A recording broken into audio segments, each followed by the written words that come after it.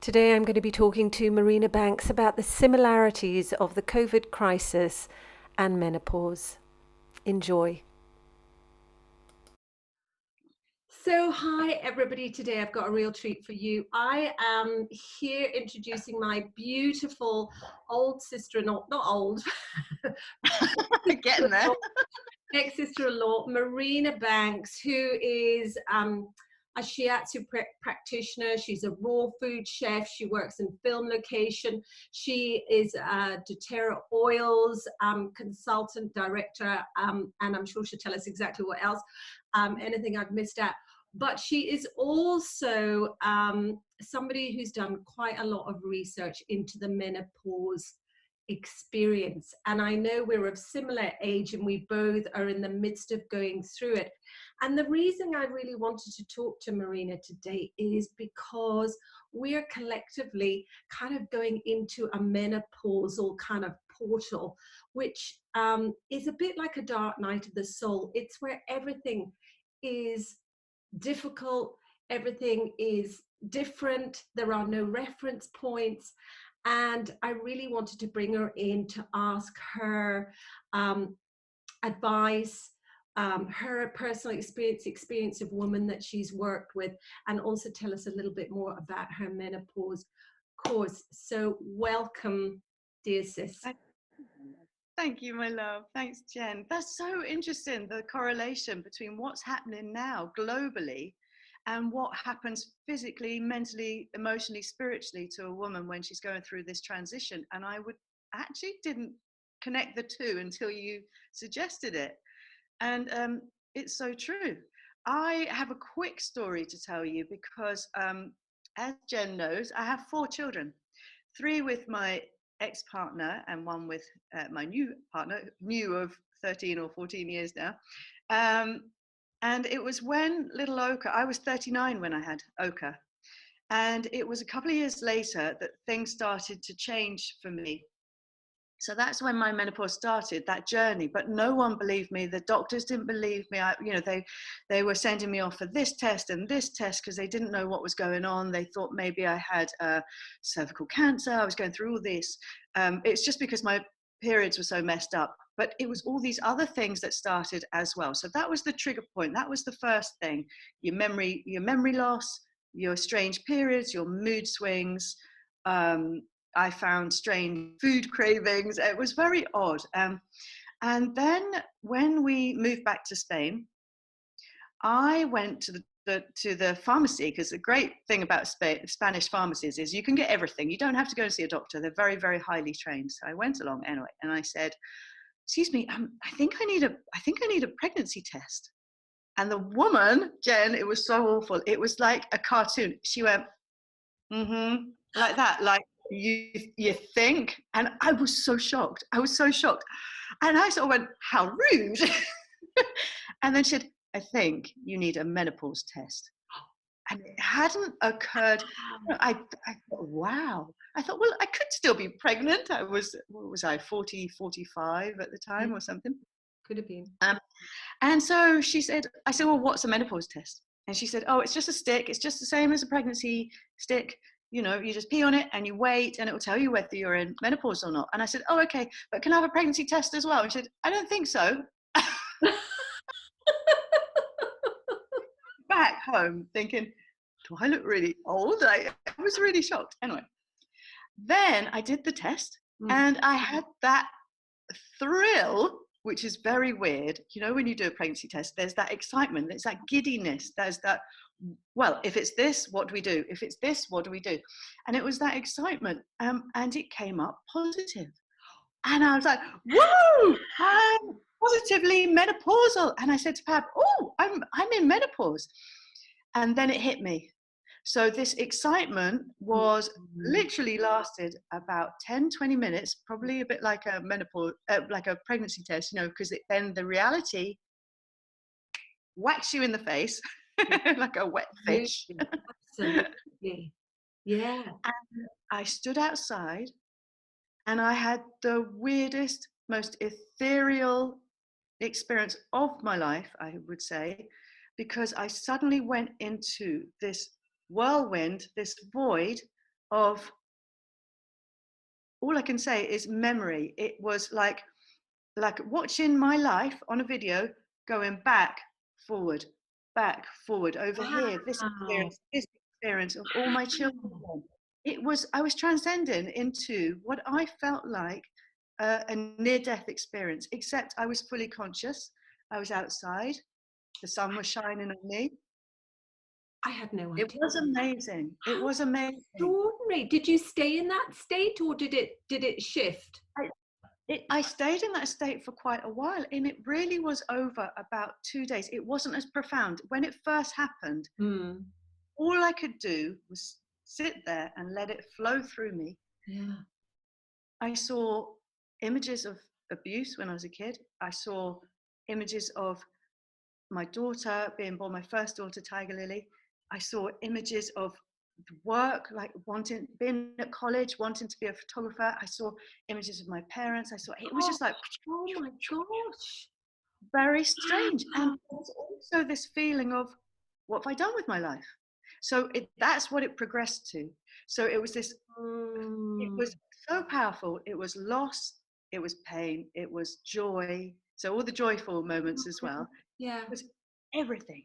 And then it lasted for about, I suppose, 2 or 3 days, but it wasn't as profound. And then over the next few days, I started, it's really difficult to explain. It was almost like I was wondering what happened to my life. Did that really happen? Did this really happen? This memory really happen? And I felt this very strange, like I couldn't get a grip on reality, or what is reality anyway. Yeah. Yeah. And so when you liken this experience to, the COVID experience to menopause, that's how I say that we can't get a grip. There's no reference points. It's There's like nothing. you have a map and you're like, I don't know which way is north, south, east, or west. You have got no idea. You have no reference points. And it's really frightening. And when you are frightened, you are extremely susceptible to the first comfort blanket that's thrown at you, which is like the life raft out of here. You're like, oh yeah. Oh, okay, yeah. What do I need to do? I'll sign. Give me the tablet. Get me out of here. And I think the reality is, for those of us who've probably, I mean, I don't know what you've done, but I've not done HRT or anything like that. I got quite sick, as you know, when I went through it. And I'm still kind of transitioning through. I'm not quite through the other end of it yet, but just about. But I certainly found that just going into this dark tunnel, this is what I felt. It was like a dark crevasse, and at points they were so dark, but it was never dark enough that I didn't see the light. I always saw the light, but I would see yet another obstacle that had to be overcome. And they all seemed to be very much meeting parts of myself that I had exiled during my childhood, during my teenage years, during my 20s and all the rest of it, in order to kind of fit into the cultural norm, to fit into my family of origin, to fit in all sorts of ways. And I think what happened was there was just this grand moment of meeting those parts of myself and allowing them back into my life, and letting the parts that kept them suppressed go, and just say, you don't need to be a perfectionist. That's all about control. We don't need this anymore. We don't need that anymore. And there was just a reparenting process that went through as I gave birth to this essential self.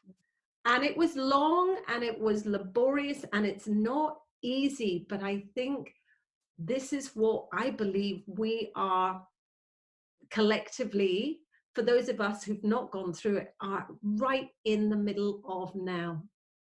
It's like birthing your essential self, your true self. I think it's very much that. It's accepting yourself. It's loving yourself. It's being kind to yourself. It's just saying, you know what? Yes, you messed up sometimes, along the way. Yes, you possibly shouldn't have done that, or you could have done that, but you didn't. But it's okay. It's okay, because you're here Now's important. Love that person. And I remember reading years ago someone saying a good way to heal your past and heal your pain is to see a picture of you as a child and say, I love you. Well, I actually did that after this craziness with the menopause and going through very, very dark times. It wasn't long, and I could always see the crack of the light. I could always see there's a glimmer, but I did do walkabout. I went walkabout for 3 days with the dogs. I just went, okay, I need to have this experience to be I was trying so hard a lot of my life, but especially through the menopause, to get away from myself. Do you know that feeling? Like you want to run, and you're blaming everybody run. Yes, and it's Blame everyone. the partner, the dogs, it's everything else. But it's also then not liking yourself or not loving yourself, and you want to get away from yourself. So you think, if I distract myself, if I repaint the house, or if I go on a mad walk, I will, it's like distraction. And I think, like you said, well, with menopause, it's like coming back to self. So I did this thing. I found a picture and I said, I love you. And it was very strange. And then I saw my eyes, this little girl's eyes, and I said, it's all right, and I started to connect with her. As you know, my mum left when I was 3. So I saw this little girl as a lost child. And I thought, wow, now you're elder. I am your elder. yes. And hopefully I can teach my children, especially my girls, have 3 of them. So to teach them that this is a really natural process. And this was more profound than any process I've been through in my life. And it's self-acceptance. And I thought, wow, now I'm, almost 50, but, I was 46 at the time when it was really kicking in. And I think, wow, I can accept myself now and be kind to myself. That's such a beauty. It's so interesting because I did the very same thing, and I'll show you what I have right on my desk. She's still there. Look. Oh, she's gorgeous. Look at that. I know. So and I've got little Jen. I call her little Jen. And little Jen is really just, what I call my kind of intuitive self, because I am the adult. So I get to set boundaries. So if little Jen goes, oh no, I feel really unhappy in this space, or I'm feeling a bit scared, that's when I come in and I go, it's okay. It's okay. It's all right. I'm here. I'm here. I'm not going anywhere. I'm here. We don't need to go out. And it's just this beautiful connecting that helps you sit through the difficult emotions, which need to bubble up and shift, because there's just this unraveling that's taking place. And this integration process that starts to happen when you are able to meet yourself with that self-love. And I think that builds self-trust. And when you build self-trust, you build internal safety. And it's really interesting because I think around this COVID, a lot of people are looking for safety outside, with the government, with authority, with police, with doctors, with all the rest of it.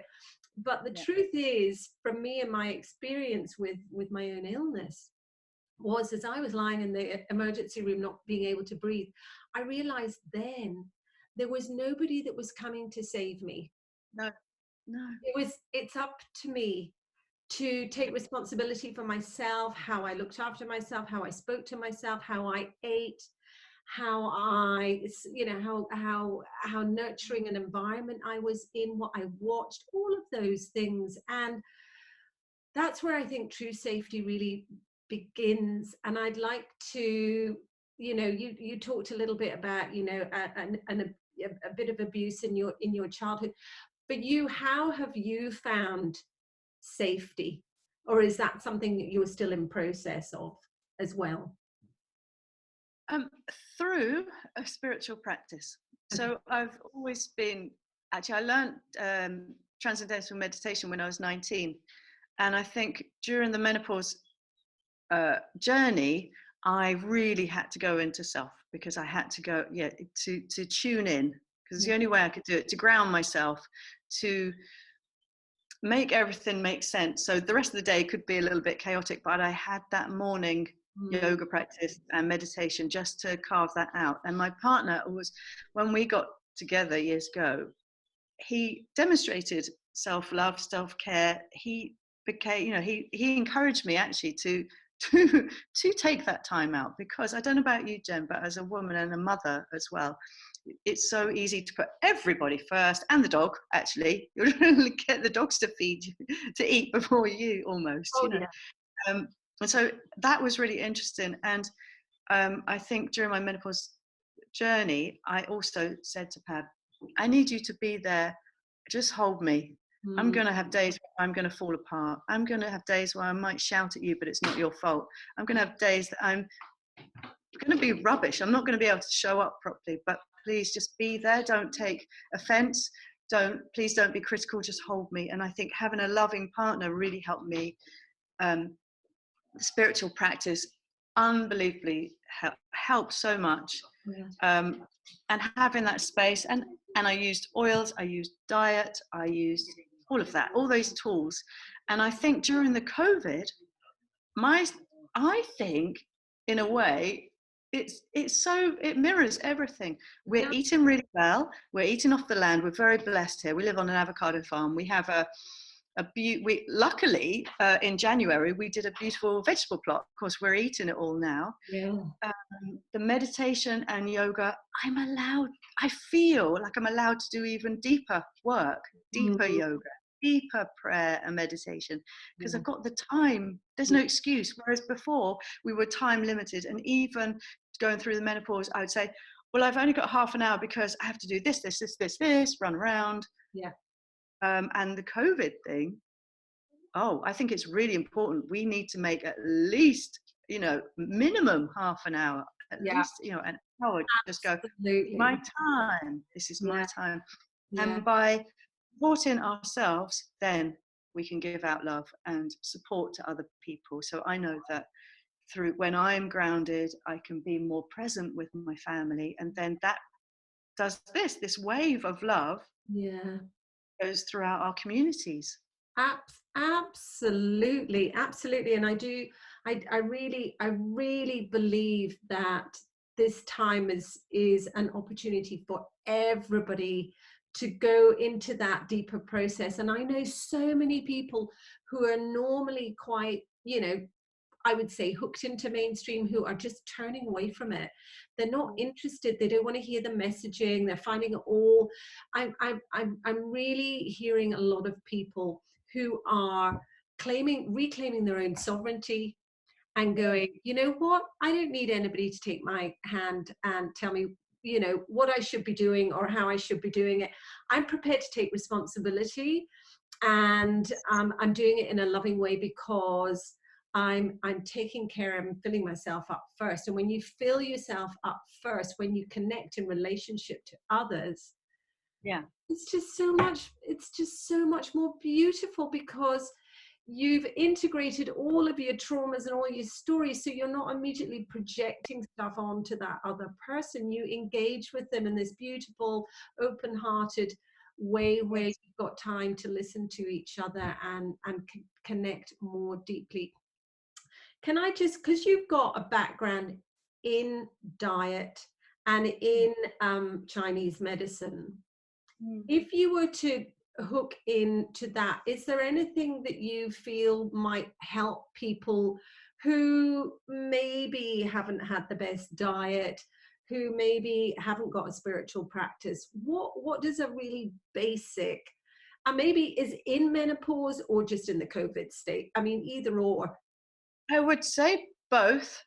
Of course, now my personal choice, just because of my physical makeup, I became vegan when I was 13, but that's because of my body. I can't process meat. I can't really process dairy very well. So it was an easy step.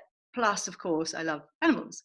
Yeah. Now, so I have a Facebook page called Raw and Realistic. My company before, when I was fully raw, it was called Rockstar Raw. So because I've worked in film for many years, it was an easy transition to create more raw food and bring that to the film industry. And the people I work for, I'm not sure if I'm allowed to say, but the stars, the actors, they reported back to me that they had so much more energy. They loved it. They could digest this food. They had, they really loved it.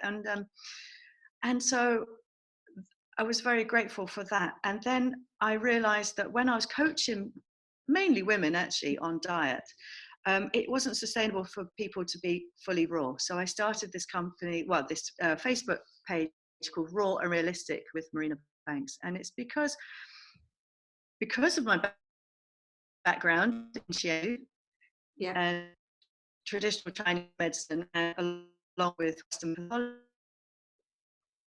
I know. So I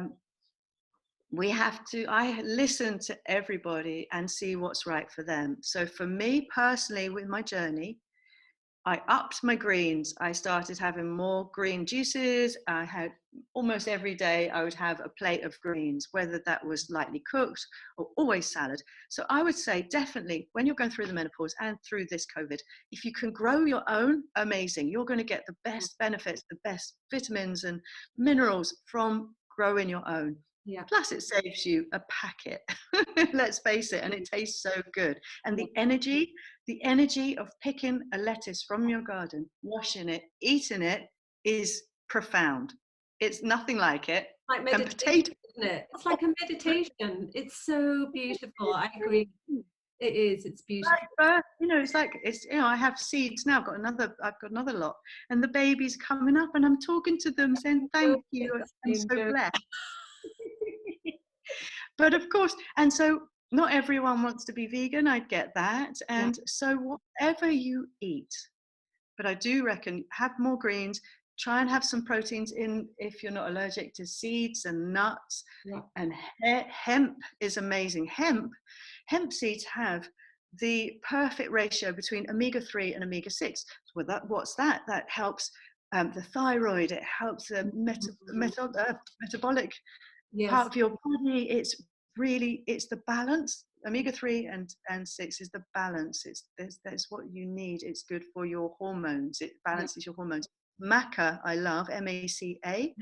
I take that in a powder. I know it's a bit controversial now because it's I think China's bought it all up and it's gone very expensive, but that helps your thyroid function as well in your hormones. But I would say that whatever you eat during this time, try and make it as clean as possible. Try and make it less processed as possible. Keep your processed food maybe for the weekend. Like, oh, okay, you want to slob out, watch something on Netflix with the kids, have a pizza, or make your pizza, even better. Try and, because there's no sort of routine as such, you have to make your own routine and your own rhythm. So I would say try and be as healthy as possible in the week. Try and make your food. Enjoy that process of cooking. And a lot of people are scared of cooking because they think they're going to get it wrong. Just try. This is your opportunity to try and have fun and play, but eat as clean as possible and always bless your food. That's something that we have done as a family since Tiger Lily was little, since she was a baby. We would eat. We just say blessings on the food because we're so grateful. And once you have an energy of gratitude, you can digest your food.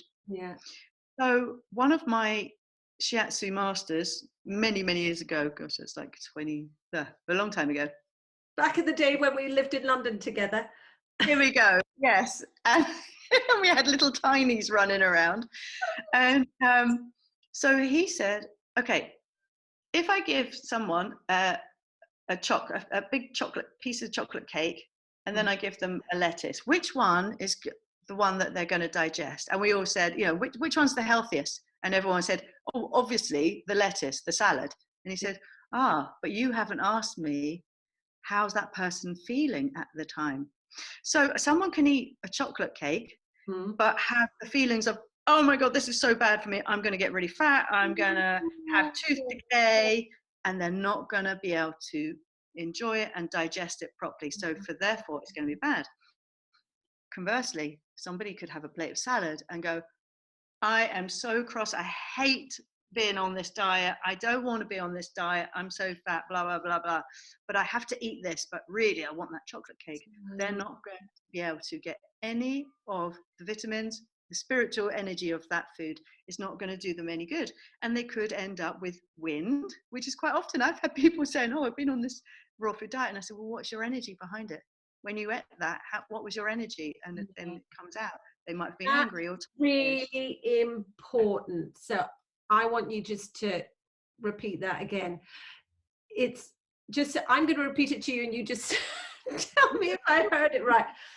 That when you are eating whatever you're eating, doesn't matter what it is, if it's a big steak with a big creamy thing, if you are going into it going, oh my goodness me, nourish my body, thank you so much, I'm so grateful, thank you, bring in those nutrients, and eat it with that sense of gratitude and appreciation, versus looking at it and going, oh my God, I shouldn't be having this. I'm just going to eat it really quickly and pretend that I haven't had it because I'm meant to be vegan. Yes. Okay. The guilt. So we must always, and I think this is the thing with this COVID as well, and the menopause, we have to be honoring ourselves, honoring Mother Earth, honoring Spirit. Thank you. Thank you. This is amazing. And we do it all the time. And, you know, with water, you said, thank you. We have water. We get it from the spring. We're so blessed. And every time I get, you know, so it's good energy. It's good energy. Yeah.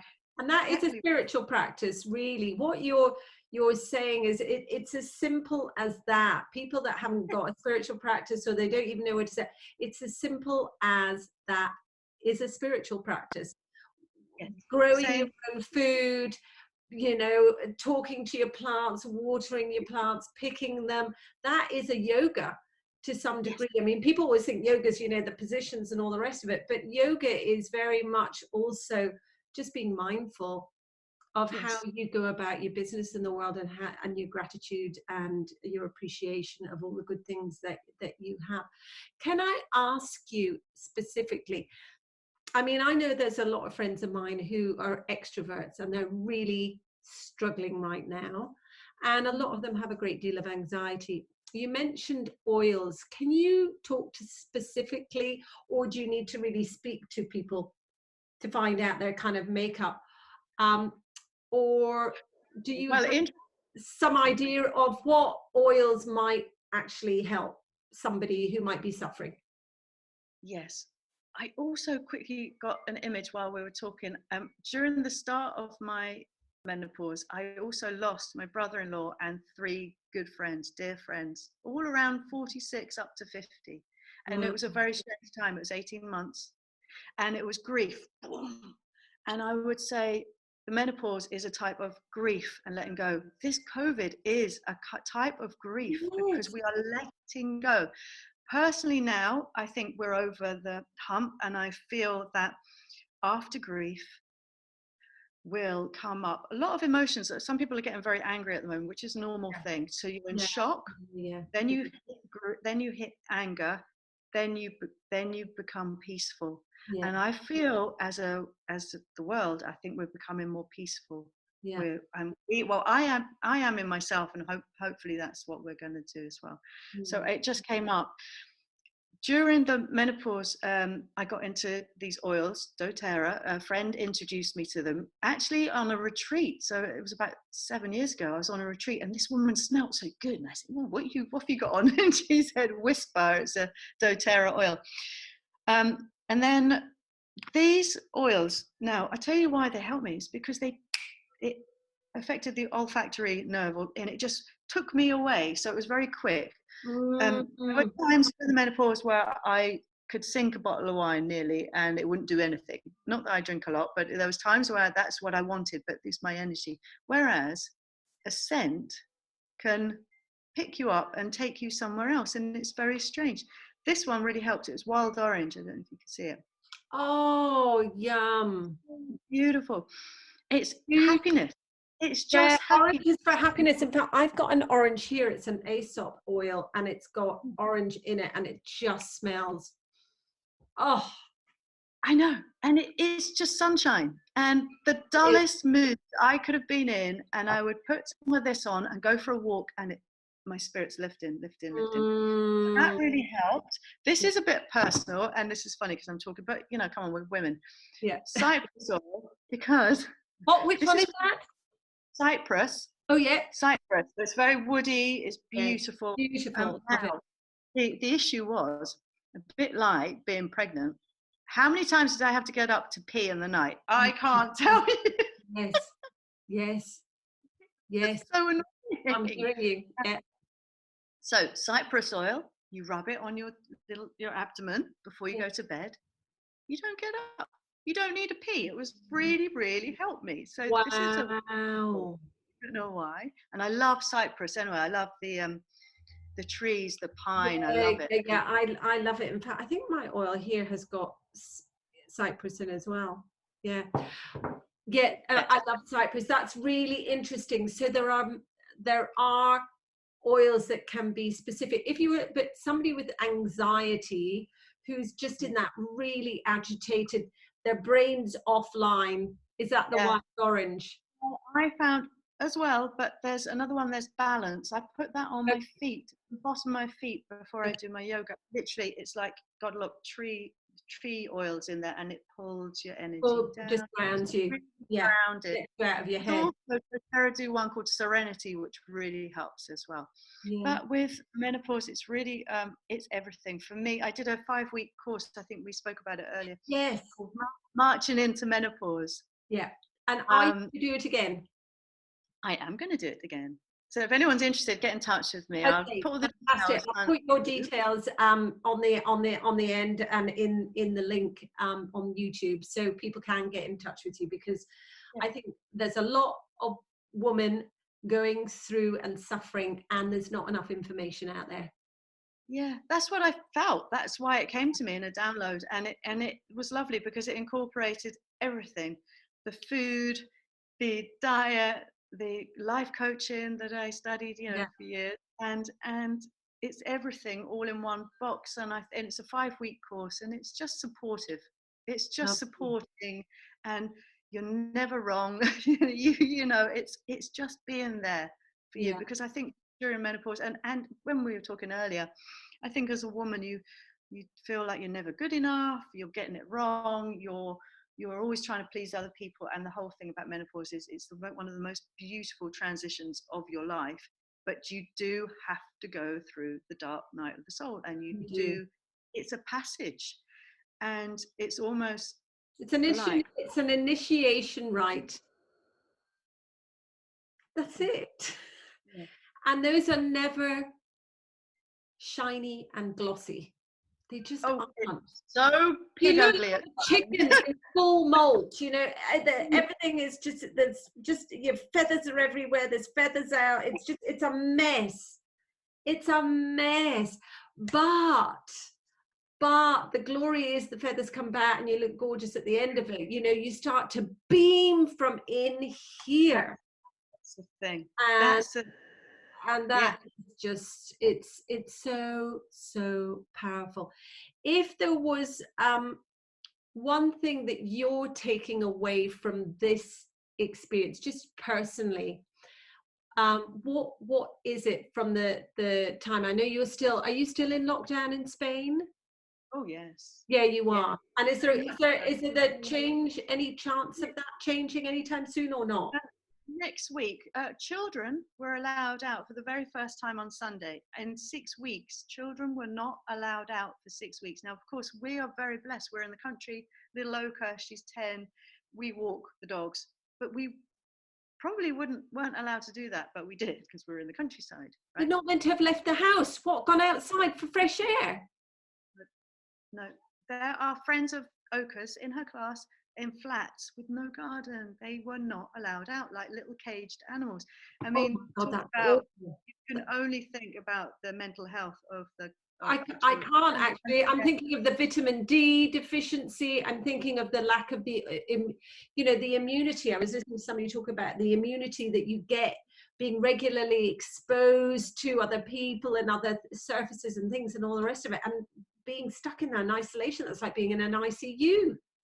it's awful. So next week things are going to lift a little bit more, but of course, Okay. I said it's not affected us. Thank God. And Yeah. again, thank you that Yeah. we are all Yeah. here. Yeah. We have that freedom. So I think for me personally, it's a massive regeneration. a bit like us with the menopause, this is a huge global regeneration. Yeah. And I've noticed birds in our garden that we have not seen before here. Wow. So there's a lot more wildlife. Yeah. It's incredibly green here. We've had almost 2 months of rain in Spain, which we desperately needed. It's been incredible. That's amazing. So she's regenerating. The other day I was like, what's that noise? Oh, it's an aeroplane. I hadn't seen an aeroplane for about a month. Yeah. There's quietness. So Mother Earth's regenerating. Yeah. And I think we as a collective are not wanting to go back to the old world. We're ready for this new. I think this was a long time coming. I think, if you're honest, I think you would have felt this coming for a long time as well. It's like a oh, for sure. I think 2003 when we left London. Yeah, that's 17 years. I felt it coming for sure. It needed to happen. Yeah. In some ways, obviously, my heart goes out to people that are have been affected by the flu virus, the virus, not the flu, the COVID. But I think this is our opportunity to, what do we really want? Do we want it to be so materialistic, our life? Do we want to be really greedy? Do we want to be selfish? Because I felt that's how we were before. And I think now a lot more people are open. There's a lot more communication. There's a lot more heart in daily life now. Yeah, because people have been stuck at home with family members and they've had to go, oh, this is what life is. This is what cleaning the lavatory feels like. This is what, this is what taking responsibility for yourself feels like, and so, there's a real leveler. There's nobody is out doing any big shiny show off stuff. We're all hunkered down together. Yeah, collectively. And so so sorry, getting back to your takeaway is just, well, I think this is a big opportunity. How do we want to show up now? What's important? Family is love and family, and communication and cooperation. And what can I do for you? How can I help? And I think it's very interesting. You're in Australia, obviously you're native people. I feel like we're going back to this. We're going back to, like indigenous ways. Yes, traditional, beautiful ways of being, of loving and caring for the earth, for ourselves, for the earth, for each other. Time to regenerate, refresh, renew. I agree. Well, listen, my darling, it's been absolutely gorgeous catching up with you and seeing you. And thank you so much for sharing all your wisdom and your knowledge and your experience. And I am definitely going to let people know how to contact you. And hopefully you will be running that Marching into Menopause very soon, because I know that it is very much needed out in our community. Great. So maybe you could be a special guest on that course. Yeah. One day. Come on. Lovely. All right, my darling. Catch you soon. Lots of love. Bye. Bye.